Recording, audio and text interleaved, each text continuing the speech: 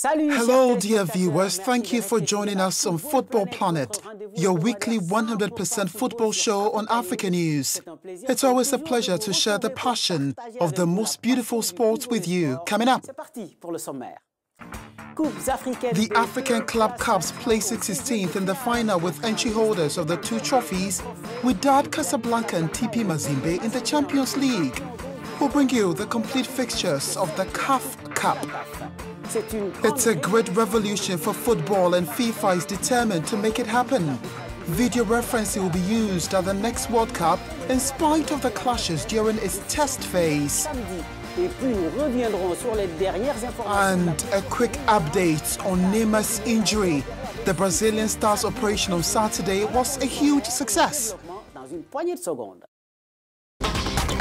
We begin the show with the African Club Cups. A little over a week after their victory in the CAF Super Cup, Wydad Casablanca is in contention to defend their Champions League title against the Ivorians of Williamsville AC.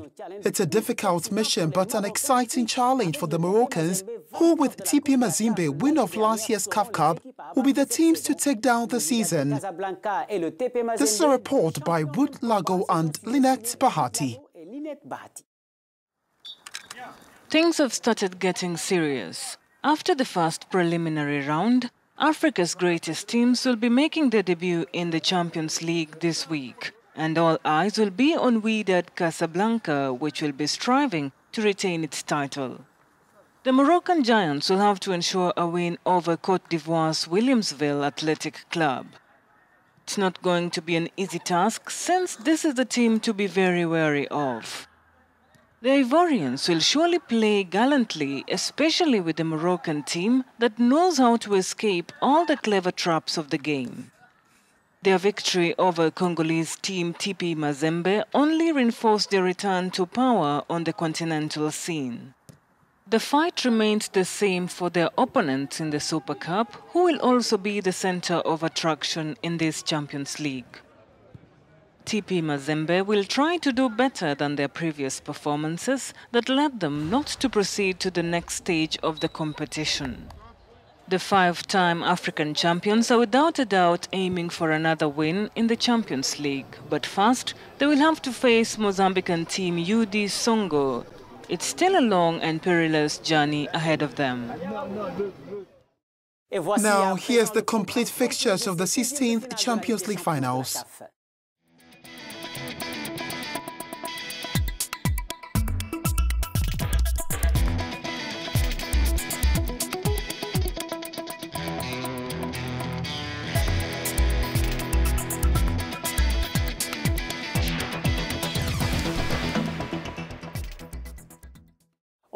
Also, the CAF Cup has been played this week. There are incredible lineups in the 16th final. It's just like last season's unlucky SuperSport United finalist perilous trip to the Angolan sides Atletico Perdo de Luanda, as you can see on this full game lineup.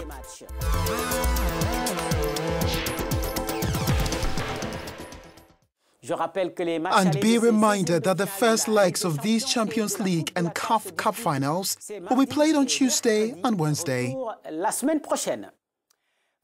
Now let's talk about the UEFA Champions League.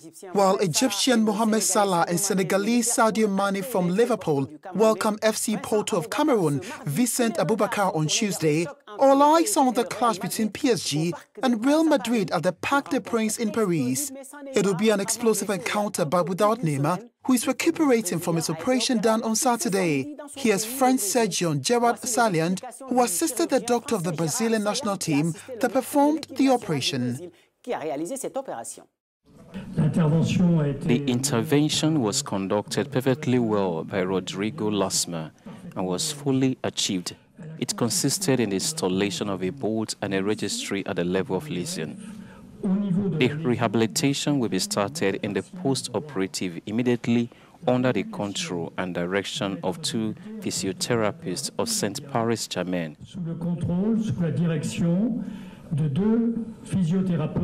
It is only in 6 weeks that a new data will be done, and that will then be possible to give you a possible date of resumption of training.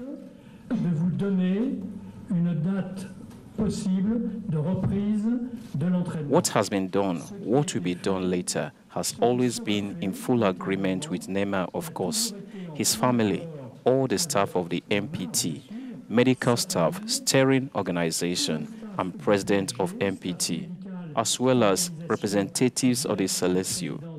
There is absolutely no divergence, contrary to what has been written.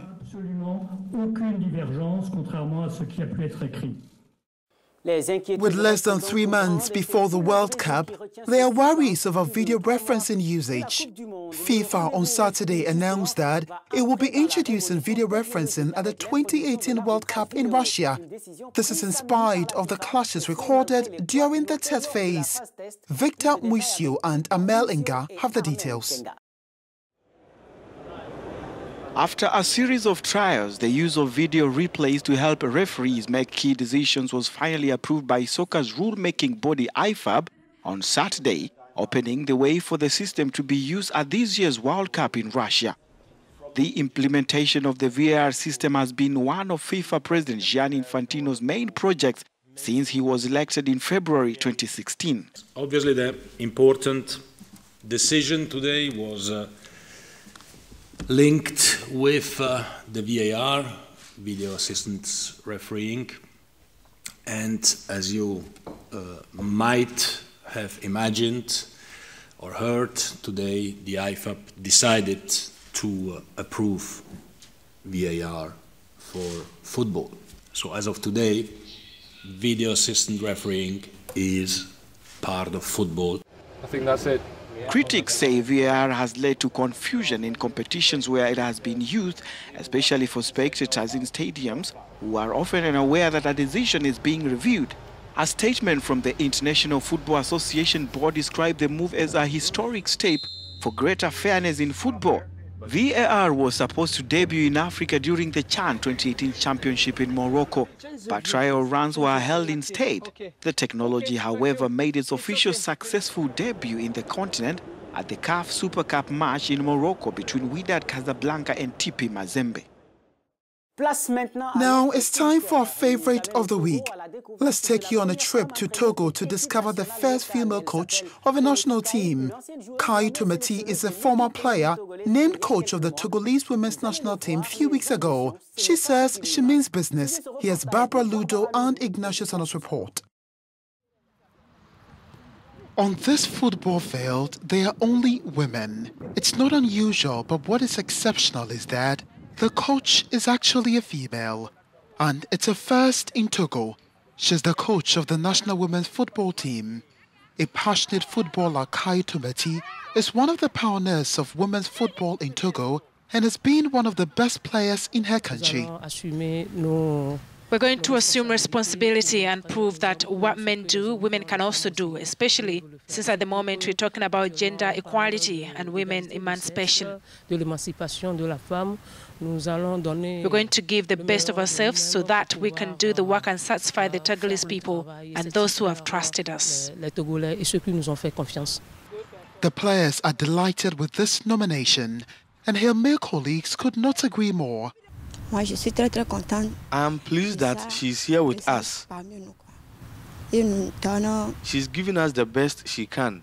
I think Ms. Kai was the head of the team since then, and I think that women's football has had a lot of problems. That in reality, she has to make a lot of things better. Today, she's here.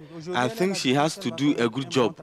Her first task was to lead the national women's team at the West African Union Tournament B Women's Cup, which took place in Abidjan, Côte d'Ivoire from the 14th to the 24th of February. Let's head to Asia now for news on the African colony in China. First note the end of Stefan Imbia's adventure, the Habai Fortune, after 2 seasons. This was announced by Cameroon last weekend. At the same time, Cedric Bakambu arrives. The Congolese striker officially committed to Beijing on Thursday. The transfer price of the former Villarreal striker is between 74 million and 80 million euros, making him the most expensive African footballer in history. Claire Mutinji and Bryce Kinhu report. The Democratic Republic of Congo striker Cedric Bakambu completed a record transfer to Chinese Super League side Beijing Guan. The former Villarreal man penned a 4-year deal with the Chinese side in time for the start of the new Chinese Super League season, which kicked off on Friday.